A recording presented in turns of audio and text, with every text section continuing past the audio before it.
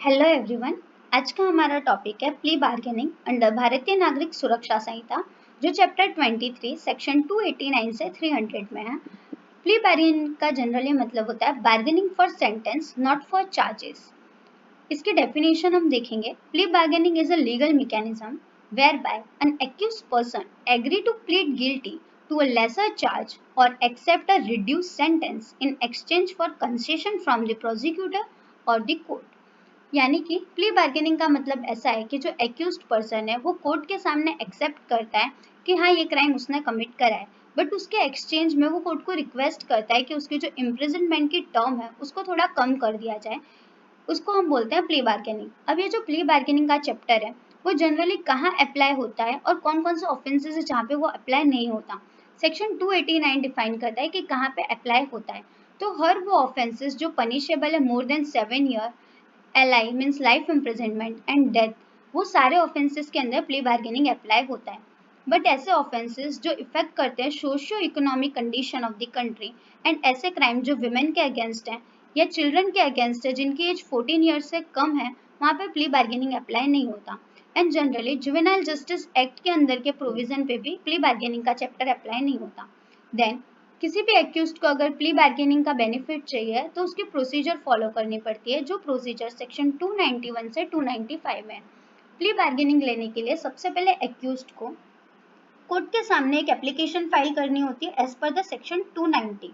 इसके अंदर accused with in 30 days यानी कि जब से उसके ऊपर चार्जेस फ्रेम हो जाते हैं उसके 30 दिन के अंदर वो कोर्ट के अंदर एक एप्लीकेशन फाइल करता है जो राइटिंग में होती है विद एफिडेविट। वो एफिडेविट के अंदर वो ये डिक्लेयर करता है कि ये जो एप्लीकेशन है वो वॉलेंट्री है और उसका कोई भी प्रीवियस कन्विक्शन नहीं है। वो एप्लीकेशन के ऊपर मैजिस्ट्रेट एक नोटिस इशू करते हैं जो public prosecutor, complainant and accused को, उसके अंदर वो एक फिक्स डेट बताते हैं कि इस डेट पे जो है public prosecutor, complainant and accused को प्रेजेंट रहना है। वो फिक्स डेट के अंदर कोर्ट एग्जामाइन करता है एक्यूज्ड को इन कैमरा ये सेटिस्फाई करने के लिए कि एक्यूज ने जो एप्लीकेशन दी है प्ली बार्गेनिंग की वो वॉलेंट्री है या नहीं। अगर कोर्ट को ऐसा लगता है कि वो इनवॉलेंट्री है और उसका प्रीवियस कन्विक्शन है सेम ऑफेंस के लिए, तो कोर्ट जो है प्ली बार्गेनिंग की एप्लीकेशन को डिसमिस कर देता है and as per the BNSS के प्रोविजन अकॉर्डिंगली आगे प्रोसीड करता है। बट अगर कोर्ट को ऐसा लगता है कि वो जो प्रोसीजर है वो वॉलेंट्री है एंड एप्लीकेशन वॉलेंट्री दी गई है, तो court public prosecutor, complainant and accused को 60 डेज का टाइम पीरियड प्रोवाइड करता है ताकि वो एमएसडी रिपोर्ट यानी कि म्यूचुअल सेटिस्फैक्टरी डिस्पोजिशन रिपोर्ट बना सकें, जिसके अंदर विक्टिम के कंपनसेशन और एक्सपेंस को भी बताया हो और वो कोर्ट के सामने सबमिट कर सकें। देन हम बात करते हैं इसकी प्रोसीजर की। देन इसके प्रोसीजर में सेक्शन 292 है जो डिफाइन करता है कि जो हमने पढ़ा सेक्शन 290 के अंदर एमएसडी रिपोर्ट बनाना है, बट वो एमएसडी रिपोर्ट के रिगार्डिंग जो गाइडलाइंस हैं वो 291 में दिया। उसमें ऐसा कहा गया है कि अगर एक्यूज्ड के ऊपर जो पुलिस रिपोर्ट पे केस फाइल है, पुलिस रिपोर्ट यानी कि एक्यूज्ड पे जो है एफआईआर हुई है, तो हम जो है प्ली बार्गेनिंग के अंदर जो एमएसडी रिपोर्ट प्रिपेयर करते हैं उसके अंदर public prosecutor, investigation officer, accused and victim ये चारों लोग प्रेजेंट होते हैं। एक्यूज्ड को जो अलाउड है कि वो उसके प्लीडर के साथ अपीयर हो सकता है और एक एमएसडी रिपोर्ट बना सकता है। बट अगर जो केस है वो कंप्लेन केस के ऊपर रजिस्टर्ड है तो उसके अंदर एक्यूज एंड विक्टिम अपने प्लीडर के साथ मिलकर एक एमएसडी रिपोर्ट प्रिपेयर करते हैं जिसको कोर्ट में सबमिट करते हैं। देन सेक्शन 292 के अंदर जब वो एमएसडी रिपोर्ट कोर्ट में सबमिट हो जाती है तो कोर्ट चेकआउट करता है कि एमएसडी रिपोर्ट वर्क करी या वर्क नहीं करी। वर्क करने और नहीं करने का मतलब ये है कि दोनों पार्टी मिलके कोई फाइनल डिसीजन पर पहुंचे कि जो एक्यूज्ड है उसको प्ली बार्गेनिंग का बेनिफिट मिलना चाहिए, कंप्लेनेंट अगर वॉलेंट्री उसके लिए एग्री है या नहीं है।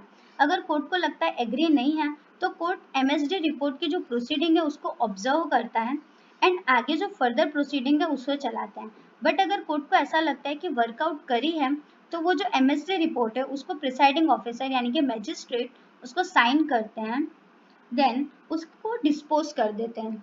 डिस्पोज करने के लिए कोर्ट जो है मेनली 4 अवार्ड पास करते हैं। उसके अंदर कोर्ट या तो एक्यूज्ड को कह सकते हैं कि आप कंप्लेनेंट एंड विक्टिम को कंपनसेशन प्रोवाइड करो। सेकंड के अंदर वो एक्यूज्ड को प्रोबेशन का बेनिफिट दे सकते हैं।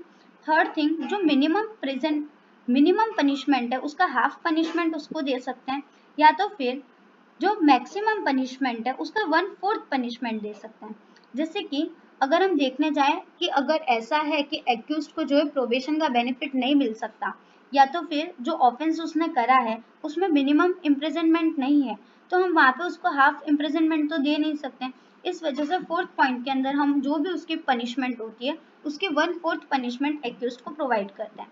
देन जो जजमेंट है, as per the section 294, judgement open court के अंदर प्रिसाइडिंग ऑफिसर जो है प्रनाउंस करेंगे और जजमेंट के ऊपर साइन होगा। देन लास्ट है 295, जिसको बोलते हैं फाइनलिटी ऑफ जजमेंट। जो भी प्ली बार्गेनिंग के केस के ऊपर जो भी जजमेंट आया है उस पर अपील नहीं होगी, बट उसका एक एक्सेप्शन ये है कि आर्टिकल 136 के अंदर सुप्रीम कोर्ट के अंदर स्पेशल लीव पिटीशन फाइल करी जा सकती है।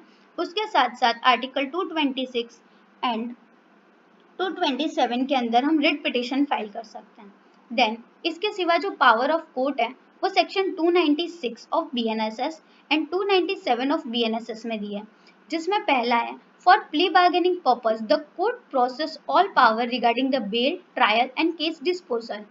यानी कि कोर्ट के पास प्ली बार्गेनिंग के अंदर सारी पावर्स हैं, जैसी नॉर्मल पावर्स होती है, लाइक वो बेल भी दे सकते हैं, ट्रायल कंडक्ट भी कर सकते हैं, एंड जितनी भी पावर बीएनएसएस के अदर प्रोविजन में दी है वो सारी पावर कोर्ट प्ली बार्गेनिंग के टाइम पे यूज कर सकते हैं। दूसरी चीज है आर्टिकल सेक्शन 297 ऑफ बीएनएसएस, जिसका मतलब ऐसा है कि अगर कोर्ट ने ऐसा कहा है कि जो भी पीरियड मैक्सिमम है उसका 1/4 इम्प्रिजनमेंट जो है उसको डिटेंशन में रहना पड़ेगा, तो जो टाइम वो पहले ऑलरेडी जेल में काट चुका है एक्यूज, वो टाइम जो है इसमें से रिड्यूस हो जाएगा, जिसको हम बोलते हैं period of detention. The period of detention undergone by the accused is set of, यानी कि जो पहले उनने टाइम पीरियड जेल में निकाल लिया है वो टाइम पीरियड जो है अब सेट ऑफ हो जाएगा। ये है हमारा सेक्शन 297। ओके, तो जनरली हम देखने जाएं तो प्ली बार्गेनिंग के अंदर सेक्शन 289 से 300 है, जिसके अंदर पहला है कहाँ पे चैप्टर अप्लाई होता है, कहाँ पे अप्लाई नहीं होता। देन उसके प्रोसीजर, जिसके अंदर पहले एप्लीकेशन होती है, फिर एमएसटी रिपोर्ट की गाइडलाइंस हैं, वो रिपोर्ट को कोर्ट को सबमिट करना होता है। देन उसका डिस्पोजिशन होता है एंड कोर्ट उस पर जजमेंट पास करता है। देन कोर्ट की पावर है कि all powers regarding bail trial वो एक्सरसाइज कर सकता है एंड पीरियड ऑफ डिटेंशन जो है उसको सेट ऑफ कर सकता है। I hope you like this slide. Thank you so much for watching.